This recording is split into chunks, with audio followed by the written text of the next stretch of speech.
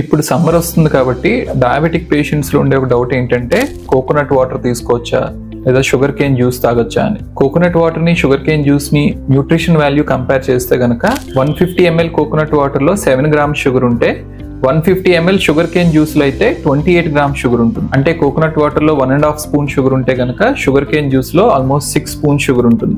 ఈ 150 ml coconut water నుంచి మనకి అరౌండ్ 30 క్యాలరీస్ వస్తాయి కనుక అదే 150 ml షుగర్ కేన్ జ్యూస్ నుంచి మనకి అరౌండ్ 120 క్యాలరీస్ వస్తాయి. సో ఏ రకంగా చూసుకున్నా మనకి కోకోనట్ వాటర్ తో కంపేర్ చేస్తే షుగర్ కేన్ జ్యూస్ వల్ల ఆల్మోస్ట్ 4 times షుగర్ పెరిగే ఛాన్స్ ఉంటుంది. సో డయాబెటీస్ ఉన్న వాళ్ళు ఈ సమ్మర్ లో కోకోనట్ వాటర్ నే ప్రిఫర్ చేయడం మంచిది. బట్ ఇందులో కూడా షుగర్ ఉంటుంది కాబట్టి 150 ml కన్నా ఎక్కువ తీసుకోకూడదు. ఈ కోకోనట్ వాటర్ తీసుకోవడానికి బెటర్ టైం ఏంటి అంటే లంచ్ కి డిన్నర్ కి గ్యాప్ వస్తుంది కదా, ఆ స్నాక్ టైంలో అరౌండ్ 4 to 5 PM మధ్యలో ఈ 150 ml కోకోనట్ వాటర్ తీసుకుంటే కనుక మీకు షుగర్ ఎక్కువగా పెరిగే ఛాన్స్ ఉండదు.